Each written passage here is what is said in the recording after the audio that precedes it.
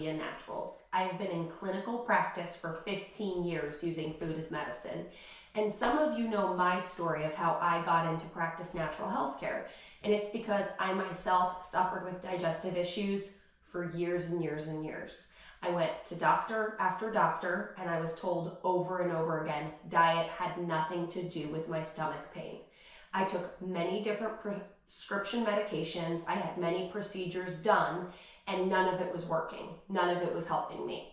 I knew I wanted to go into a field of healthcare. I was very inquisitive. I love science, biology, biochemistry, and I kept searching for answers. And finally, I found myself at the right doctor's office.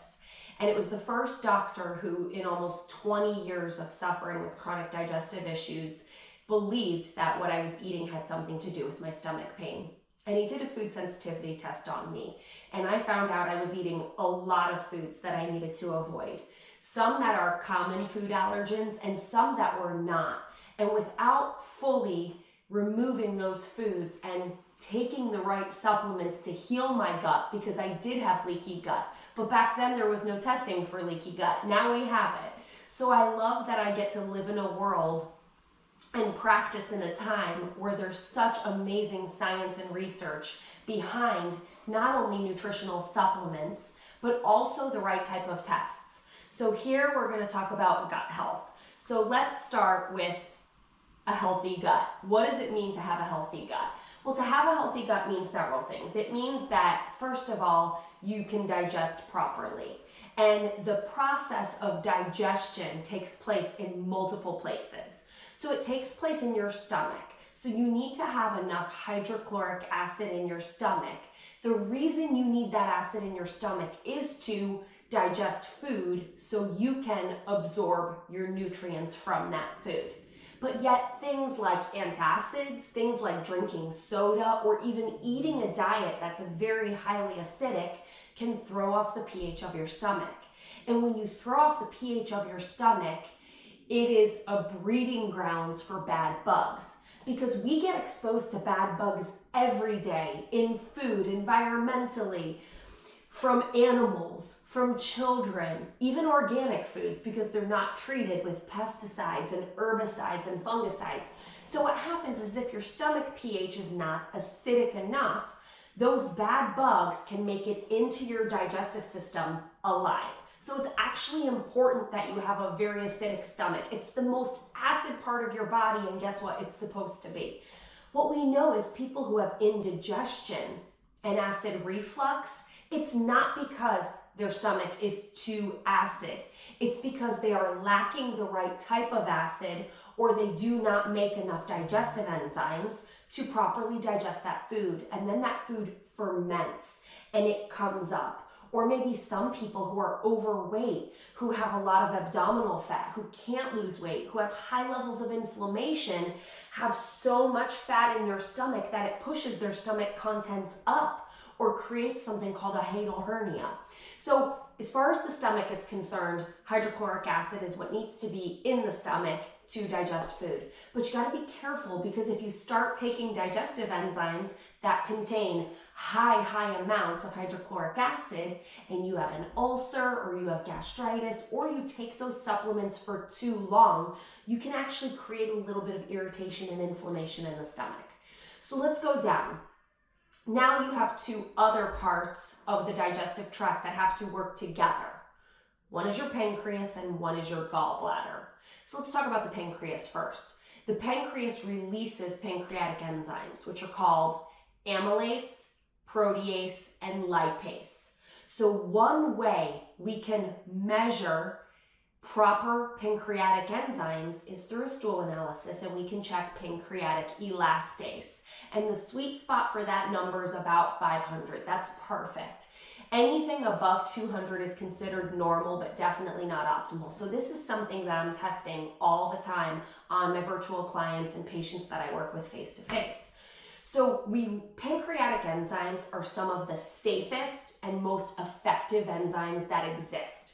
Amylase, protease, and lipase. You are not going to hurt yourself taking these digestive enzymes, and you can safely take these digestive enzymes long term without creating any inflammation or irritation in the stomach.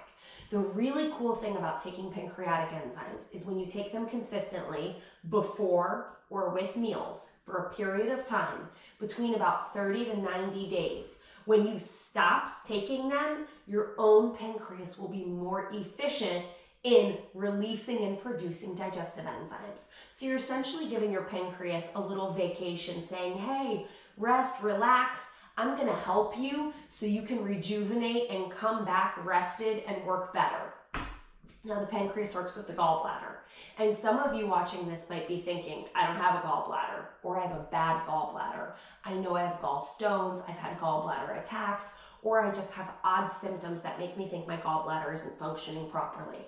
Some of those symptoms are things like nausea, shoulder pain in the right shoulder. Gallbladder actually refers to that right shoulder, a sharp shooting pain between that right shoulder blade. Sometimes you see it in your stools where you see greasy stools, especially if you eat high protein food or high fat food. So if you don't have a gallbladder, if you suspect yours isn't functioning properly, there are actually gallbladder enzymes that you can use and take. And what these enzymes do is they actually thin the bile in the gallbladder. Because your gallbladder, the bile within the gallbladder should be this nice oily texture, like a little olive oil where you can just drizzle it. You can just drizzle a little bit out when you eat a meal that's high in protein or high in fat. Deep fried foods, hard to digest food. So what the gallbladder does is it just releases some bile to help you break down that food so you can not just digest it, but absorb the nutrients from that food. So again, on a stool analysis, another thing we look at is steatocrit, which is fat in the stool. And there should be none. If there's a little bit in there, that's okay, it's acceptable. But if there's large amounts of fat in your stool, we know you have a problem. You are not digesting properly, and that can lead to malabsorption. So you can eat all the healthy food in the world. It could be organic, it could be grass-fed, it could be wild caught. But at the end of the day, if you cannot properly digest your food, you cannot properly absorb those nutrients. So what is the solution to that? Well, the solution is you can take digestive enzymes safely and effectively, but you have to take the right type of digestive enzymes. I've seen so many people take digestive enzymes that are not potent enough or do not contain the proper ingredients. So I want to introduce you to Digestate. This is a digestive enzyme that we have created. Why did we create this? Because clinically in practice, I use 3 digestive enzymes. I use one for the stomach, one for the pancreas, and one for the gallbladder. Who wants to take 3 supplements? Not everybody needs all of them. When I'm working with somebody one-on-one, I can oftentimes do the right testing or know based on their story, on their history, which one would be best for them. And oftentimes I interchange them and mix them around. But what I did was I created one that had the enzymes for your stomach, for your pancreas, and for your gallbladder all in one. And it's not such a high dose of that betaine, HCl, or hydrochloric acid that it will create gastritis or cause any inflammation in the stomach. So this digestive enzyme is part of a gut cleanse, which I'm going to talk to you about what that means, is cleansing the gut. We'll talk about that in just a moment. But now, all we've talked about is the upper digestive tract. And just so you're clear, there is one type of bacteria that's notorious for hanging out in the stomach or the upper digestive tract, and that is called H. pylori. H. pylori is a bacteria that is known to cause about 90% of stomach ulcers, and H. pylori has also been linked to stomach cancer. Not only that, but H. pylori can trigger autoimmune disease. I have seen this happen in myself. So one of the reasons I had such bad digestive issues was we finally found out as a child that I had H. pylori bacteria in my stomach causing gastritis. Made my stomach hurt really bad. And how do we treat bacterial infections? With antibiotics. Now you use triple antibiotics, but back then you used 2 antibiotics and 2 other medications for the side effects of these 2 antibiotics. I took my medicine faithfully for a month. It got rid of my H. pylori, but I was so sick from those medications, I missed half the month of school. The days I did go to school, I would have to show up late, leave early, or lay in the nurse's office. I can still remember how painful that month of my life was, but you know what? I was a good patient. and we found what was wrong. We found what was causing my stomach pain. So I was willing to do anything to get rid of it, and I did. I got rid of the bacteria, but my stomach still hurt. So we were suspicious I might have a stomach ulcer. And at the time, there was no such thing as pediatric gastroenterologists, because when I grew up, children didn't have chronic digestive issues. So I was told over and over, diet had nothing to do with it, but diet was the one thing that we hadn't addressed yet. So long story short, fast forward 20 plus years, out of the blue a few years ago, my stomach starts hurting really bad. It's burning, it's nocturnal. Now, I have a good diet, I don't eat gluten at all, I take the right supplements, I'm thinking something's off. So I do some testing and it turns out I had H. pylori again. And I am happy to tell you that I got rid of it naturally. This time I chose not to take the antibiotics because I honestly was traumatized from how sick I was taking the medications. So I chose to do it naturally, retested, the H. pylori was gone, and I knew it was working because my stomach pain improved within just a few weeks of following a natural protocol. So now we're done talking about the upper part of the digestive tract. Now we're going to get into the small intestine and large intestine. So the small intestine is the largest part of your digestive tract. It's the longest part of your digestive tract because that's where you absorb all the nutrients from your food.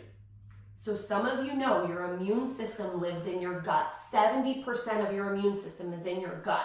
So when there's issues in the gut, not enough good bacteria or too much bad bugs, there's an imbalance that creates inflammation.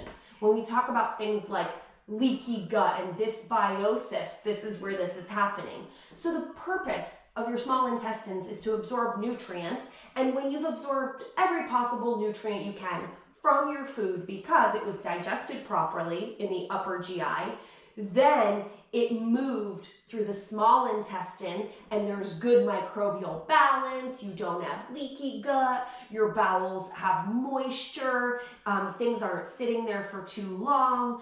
Once you're done absorbing all the nutrients, then goes into the colon and it's nothing but waste, right? So back to the small intestine. It's a great place for bad bugs to hang out. Why is that? Because all of your procedures, all of your scopes, such an endoscopy or a colonoscopy, do not get into the small intestine. So bugs are smart. Bugs are smarter than we are. They always have been and they always will be. We will never outsmart bugs. What type of bugs? When we're talking about the gut, we're talking about bacteria, good and bad, yeast, fungus, and we're also talking about parasites. Now, parasites do not belong in the gut. They do not. And I see them so frequently, and they can really disrupt the immune system. They make you more prone to viral infections. They can not only cause malabsorption and digestive issues, but they can mess with other things like sleep and immune health and even glucose metabolism. And a lot of bacteria in your gut have to do with glucose metabolism and sugar and carbohydrate cravings. That's true for yeast and fungal overgrowth too. So let's talk about bad bugs for a second. People think you can just take a probiotic and these good bugs will surpass the bad bugs. That's not how it works, unfortunately. So we have good bugs and we have bad bugs, and they have to be in balance with each other. And we actually need bad bugs in our gut because they protect our immune system so that every time we get exposed to something, your body doesn't say, whoa, what is that? It's foreign. Your body says, hey, I have a little bit of that in me. I know what that is. That's a little bit of E. coli. I know what that is. That's a little bit of strep. I know what that is. So I know it sounds crazy, but we actually need to have these bad bugs in our gut because they protect our immune system. What we need is a good microbial balance between the good and the bad. So if you have a bad bug overgrowth, which is what dysbiosis is. So dysbiosis means overgrowth of bad bugs. That could be yeast, that could be bacteria, that could be parasites. And Candida is not the only type of yeast or fungus that lives in the gut. There are other kinds. Viruses also can live in the gut. So when we say dysbiosis, that means bad bug overgrowth. So you can't just take probiotics. You have to inhibit the bad bugs. Now, you can't completely kill them off, but every time you use antimicrobials, it will inhibit it. So these are the steps you want to take before you rebuild the good bugs. So that's where we use belly balance microbe. So what is belly balance microbe? Again, this is part of our gut cleanse. It's a natural antimicrobial to inhibit the bad bugs. Now, here's the thing, as bad bugs die off in your system, it's called die-off or a Herxheimer reaction. As bad bugs die off in your system, they can release toxins into your system. It can make you bloated, it can make you nauseous, it can cause diarrhea, it can make you achy. And people think, I'm having a reaction to this probiotic, which really they might be, because some probiotics contain dairy. Some probiotics are really not that potent. Maybe you are, or maybe you have had a reaction to a probiotic. But what it could be is this die-off reaction. So these bad bugs, as they die, release toxins into your system. So what we like to do is send in a cleanup crew, which is Pro-S Boulardii. This is Saccharomyces boulardii. So S. boulardii is known as a probiotic, but it's actually a type of yeast, not a type of bacteria. There's good yeast too. What this yeast does is I call it the Pac-Man probiotic.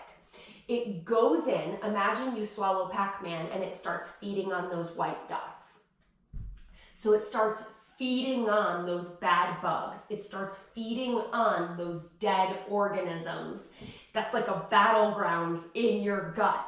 And the reason we want to send this in is so that you don't feel sick, so you don't reabsorb those toxins, so those toxins aren't released into your system. So it's very important that you have those 3 steps, that you use the appropriate enzymes to not only digest your food and absorb your nutrients, but to create an environment that is not favorable to bad bugs, that you use something to kill off the bad bugs, and then you send something in to clean up and bind to those toxins and those bad bugs. Then you can start to work on rebuilding the good bugs, which is what the Probio Complex Plus is. So I don't want you rebuilding the good bugs until you've done those steps. So we've put these together in our gut cleanse bundle. Our gut cleanse bundle is not a leaky gut bundle, and because we are talking about gut health, I am going to talk about leaky gut. I'm going to talk about its correlation to autoimmunity. We're going to talk about the gut-brain axis because I get a lot of questions about that as well. So we're definitely going to cover those things. But as a bonus to you, I am giving you my quick start gut cleanse guide, which talks about what to remove from your diet. It's not just removing sugar and refined sugar. We have to remove things like gluten because it's so inflammatory. We have to remove things like dairy because dairy is not only acidic, but it's also mucus producing, and we don't want a lot of mucus in the gut because it makes things gluey and it makes things stick to the gut, which again is a breeding grounds for bad bug overgrowth if your bowels aren't moving properly. If you suffer with constipation, you're so likely to have dysbiosis or a bad bug overgrowth because your gut is the perfect breeding grounds for bad things to develop because things aren't moving through, so they ferment, and unfortunately it's a perfect growing grounds for bad bugs. So we want you to follow those steps before you start rebuilding. So the best time of day to take probiotics on an empty stomach, it is not with food, and people get so confused about that. I usually recommend people take them before bed or as soon as they wake up. The only exception is some people break open capsules and put probiotics in their smoothies. Because the smoothie's already digested, really there's no digestive process that has to take place. So that's the one exception. But other than that, you don't want to take probiotics with food. You want to take digestive enzymes with food, with meals. Ideally before a meal or during a meal. If you forget, you can take it after, but it's not as effective. So we much prefer before the meal or during. How soon before? Could be right before the meal, could be 10 to 15 minutes before, up to 30 minutes before the meal. So digestive enzymes you take when you're going to be digesting. Probiotics you take when you are not going to be digesting, because you don't want those bugs to get killed in the digestive process. And we use belly balance microbe with food because we don't want any of those natural antimicrobials to upset your stomach. So let's talk a little bit about leaky gut. So what is leaky gut? It's when the mucosal barrier of your intestines becomes too permeable. And when that happens, bad bugs can get out of the gut into the bloodstream. I teach on this a lot, especially when we talk about candida or yeast. We're supposed to have yeast in our gut. But when you find yeast in the bloodstream, which I see all the time because I test for it, when you have somebody with chronic vaginal yeast infections, thrush, athlete's foot, jock itch, you not only have a yeast overgrowth, but you have a yeast overgrowth that has gotten into other places. So it doesn't mean you have leaky gut, but if you have bad bug overgrowth and leaky gut, it's a bad combination. So how can you test for leaky gut? You can check fecal zonulin levels, and you can also check blood LPS or lipopolysaccharide levels. So you can test for leaky gut. It is a very real thing. It is a real diagnosis. Even insurance companies know it's a real diagnosis. They just call it mucosal permeability dysfunction. So yet most doctors won't test for it, and most doctors say it's not a real thing, it's imaginary, it's made up. No. And we have so much research behind leaky gut being connected to autoimmune disease. Why? Because these bad things start getting in your bloodstream and you start having an inflammatory reaction. Not just bad bugs getting in your bloodstream, but food proteins. So food proteins should be contained to the gut. When they leak into the bloodstream, that's when you start having allergies, food allergies, an increase in environmental allergies, and a decreased or dysfunctional immune response. I do a stool analysis and test for leaky gut on every patient or client I take that has autoimmune disease, every single one. But if you're worried about your immune system, because not just autoimmune disease, because there's some dysfunction in the immune system, it's one of the best tests you could possibly invest in. And a stool analysis gives you so much information, not just on bad bugs and good bugs, but on digestive enzymes, on whether or not you have inflammation in your gut, which is fecal calprotectin. You can see zonulin, which tells you if you have leaky gut. You can check the immunoglobulins to see how the immune system is functioning. You could check anti-gliadin immunoglobulin to see maybe you don't have celiac, right? Or maybe some of your gluten testing has come back negative, but you can see if gliadin is creating an immune response in your gut. So I am such a huge fan of stool analysis. It's not the cheapest test, but it gives you so much information. And here's another bonus gift for you. We are actually going to send to you a GI map. So it's a map of the digestive tract, and it is called a GI Map Interpretive Guide. So this guide goes with a stool analysis. And even if you don't have a stool analysis, trust me, you want this guide to educate yourself on what gut health really is. You're going to learn about the good, the bad, and everything in between. You're going to learn about leaky gut. You're going to learn about how you measure inflammation in the gut and how that increases your risk for colon cancer. The one thing we see is we see colon cancer in a younger demographic is on the rise. Most people's insurance will not even cover a colonoscopy until you're 50 years old. But the population of people in their 30s and 40s getting diagnosed with colon cancer is on a steep rise. So we have to have screening tools in place. And a fecal calprotectin is a great way to know if you have IBS, IBD, or an increased risk for colon cancer. So I'm a huge fan of educating yourself on all of this testing that exists. And if your doctor won't order it, guess what? You can order it yourself. We live in a world with direct-to-consumer labs, and whether your insurance covers it or not, whether your doctor will order it or not, you do have access to this testing, and we are sending that to you. So let's talk about healing the gut a little bit. So if you do have leaky gut, you have to work on healing the gut, and you have to retest to make sure that that healing takes place. Now, it's not part of our gut cleanse bundle, but we do have a leaky gut bundle in which we use ingredients that coat the esophagus, the stomach, that help accelerate the healing process within your intestines. So you don't need to use it or take it if you don't have leaky gut.